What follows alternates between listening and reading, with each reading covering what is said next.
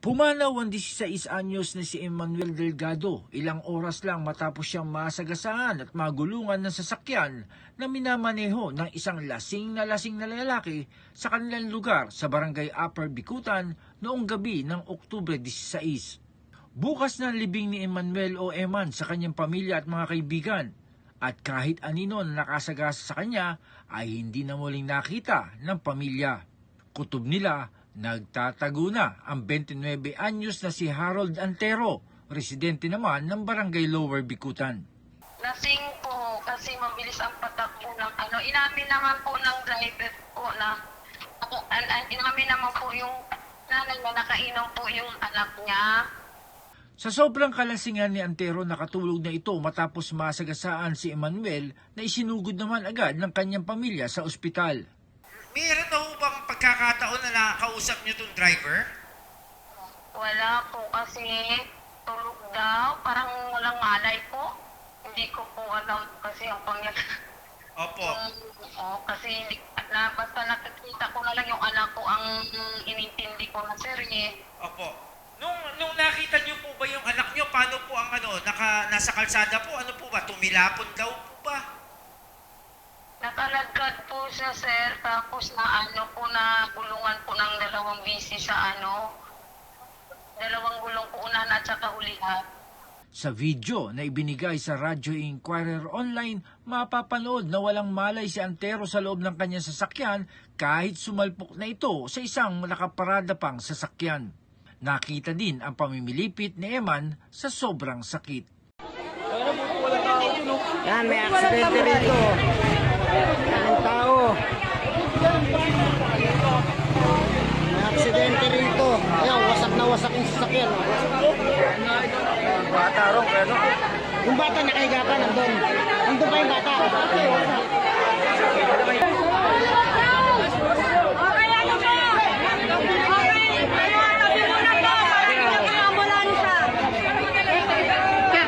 Tayo. Ajay, ambulansya, papasok na yung batang sa kasakan.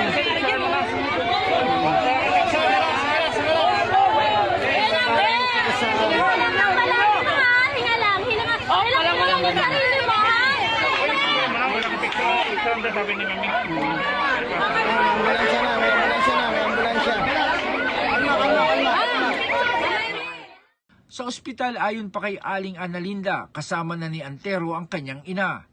Anya, inabutan siya ng 10,000 piso bilang paunang tulong nila sa pagpapagamot kay Eman.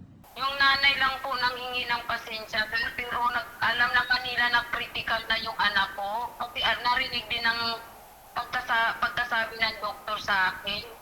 Mayroon po kaso lang yung unang financial daw po yung binigyan sa akin 10,000, pero pang unang lang po kung habang nandoon po yung anak ko hanggang makalabas maayos siya, gagastusin daw po. Pero gano'n wala na pong si Iman. Nabati na galing sa birthday at despedida party ng isang kamag-anak si Antero at pauwi na ito sa Calamba City sa Laguna nang mangyari ang aksidente. Kwento pa ni Aling Analinda, agad silang tinapat ng doktor na tumingin kay Eman na maaring hindi na magtagal ang kanyang anak dahil napinsala ng gusto ang kanyang internal organs dahil sa 2 beses nga na pagkakasagasa sa kanyang katawan bukod pa sa pagkakaladkad sa kanya.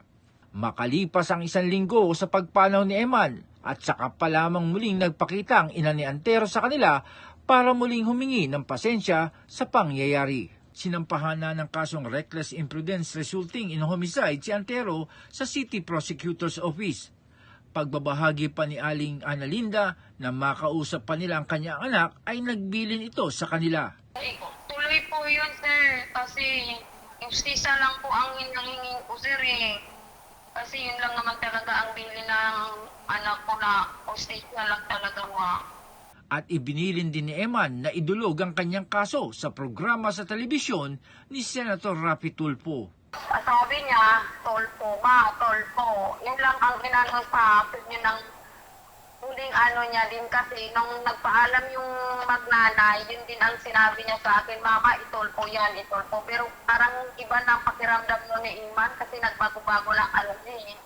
Kahit mailibing na si Eman, sinabi ni Aling Analinda na gagawa sila ng paraan para makulong si Antero at panagutan ang pagkawala ng isang buhay dahil sa pagmamaneho ng lasing. Gusto po talaga namin na makakulong talaga. Ang ano lang naman talaga namin, sir, makulong lang talaga. Ang apira ko talaga, sir, makulong lang talaga ang nasa likod niya, makasama sana sa ganon. Parang ganon gusto ko lang. Justisya lang talaga ang hiling ko eh.